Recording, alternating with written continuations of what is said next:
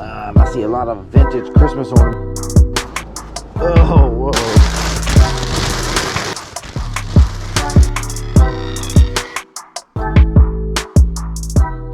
Welcome to episode 23. In this episode, we preview a lot of vintage Halloween stuff that my wife Amy scored. Some of it dates back as far as the 1920s. My wife Amy, who was always hustling and always grinding, went to Connecticut for a baby shower for her sister. And while she was there, she met a lady and scored a huge lot of vintage Halloween stuff. Like I said, some of it dated all the way back to the 1920s, the 1950s. It's some great stuff. Some of it was unbelievable. I can't believe what some of the stuff was worth, but I can't wait to get into it and show you what we got. All right, please forgive my voice. I'm recovering from a cold. But I got this amazing vintage Halloween haul. This is probably maybe half of it. The rest were a lot of these paper cutouts, these vintage paper cutouts that I had to leave behind because I was on a trip to Connecticut. This is what I was able to fit in my carry-on without damaging it. The paper ones would have been damaged. So I got this because my parents had kind of spread the words on what me and my husband do as far as reselling, and a friend of theirs who had run estate sales and tag sales in the past had heard about it and was trying to get rid of some things, so invited me over to take a look at her Halloween collection, and she just wanted to get rid of it.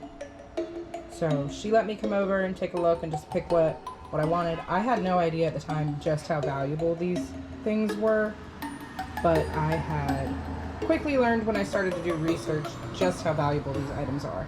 What I learned during my time researching vintage Halloween is that they are very valuable, and the reason what makes these things so valuable is that they were really created as one-time use throwaways that people would get rid of after the holiday was over. So this is a candy container, for example, and this is from the 1920s. So here's the paper. It has its original paper.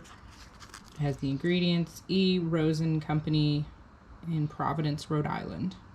So this plastic pumpkin has already sold for around $60.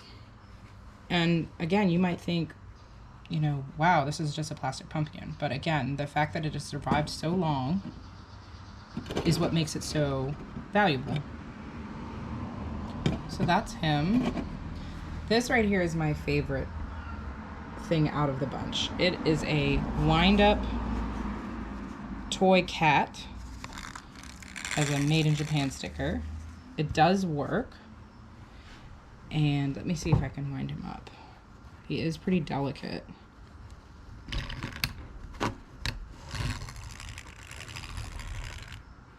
Yeah, so his tail moves, his mouth moves.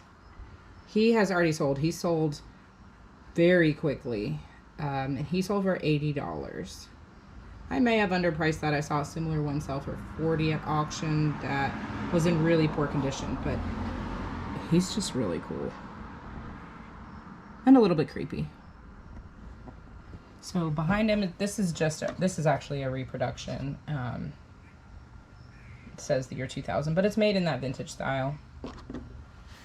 This right here is actually a noisemaker, and it's a New Year's Eve noisemaker. As you can see, there's some people dressed their best for their New Year's Eve celebration.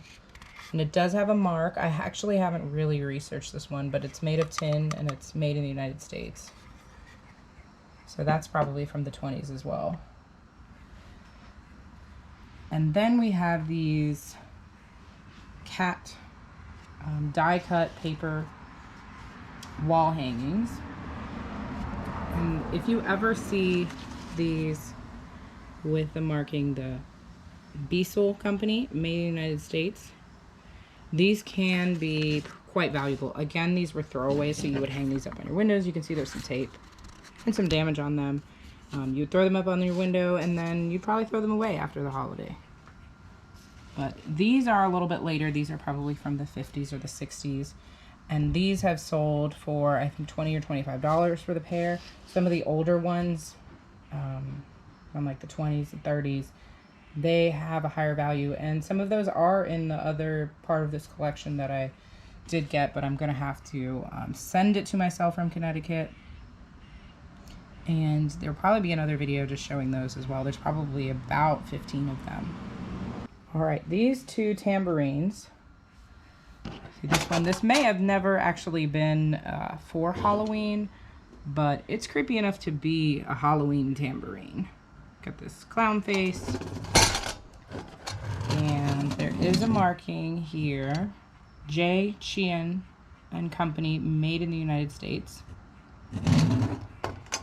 This one has already sold for, I think, $85.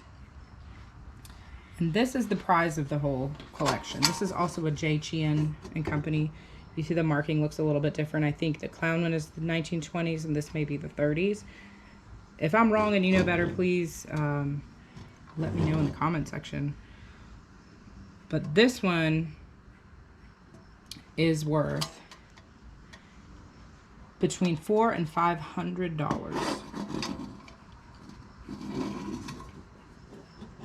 I think the rarer the design, the more valuable these tambourines can be. Also, the condition matters. This one's in pretty good shape. You know, kids would play with these and bang them around, and a lot of them ended up with damage. So this one's in pretty good shape. So I was shocked. Okay, here's another tin tambourine and a noisemaker.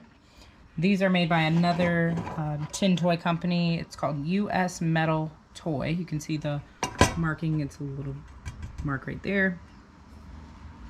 And it's got some fun ribbons with bells. And then here's a fun witch with a black cat, an owl. It really makes a obnoxious noise. It's got a wooden handle. This is also probably from the 20s or the 30s, and that's worth around $30. This tambourine's in the like $50 to $60 range. I think this is a more common design, which makes it a little bit less valuable than the other two. Now these are really cool. These are also noisemakers, clappers, made by that same US Metal Toy Company. And the colors are really rich. These are really cool. The back is just orange.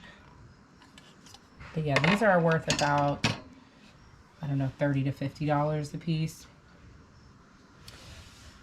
And we have these clickers. This one's got a devil, kind of demon looking thing with a bat. This is very loud. And then two of these, which also make a similar noise, and the marking on them is really small. This one is T-Cone. I don't know if you can even see it. All these are made in the United States, and this one is Kirchhoff, I think. Yeah. Kirchhoff. Something I never knew about, but I learned through the process of researching these things. And this is not Halloween, but it's also a clicker with a bathing beauty on it. And we have several of these noisemakers. They're kind of like rattles. There's another marking right there. It says Life of the Party Products. And this is also a Kirchhoff tin wooden handle. I think this is about $40 or $45. I mean, the design on these are just so fun. Then this lot back here, I made, we're selling for an auction. The auction doesn't end for a couple of days, so I'm not really sure how it's going to turn out, but we'll see. This is another noisemaker. This one with black cats and owls and a witch.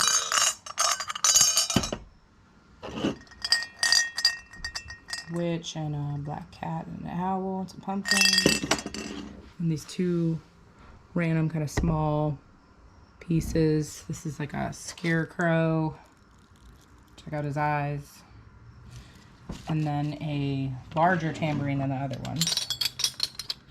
And then it even has a set list on the bottom. Maybe some songs they were playing the tambourine to. So I started an auction at $179 for these 6 pieces, and we'll see how it goes. I did that based on other sold comps. Some of these I didn't find the exact comp for, so I just went for it. Sometimes I do the auctions if I'm unsure about pricing, but I know that the demand is there. And you can always start the reserve at a price where you feel comfortable selling things at. And if people buy it, then you at least sell it for what you would like for it, if not more. So there you go. This is just in time for the holiday, which comes up in a couple of weeks. As always, visit our store at coastalresaleTherapy.com. The link will be posted in the description. Don't forget to like and subscribe, and we'll see you next time.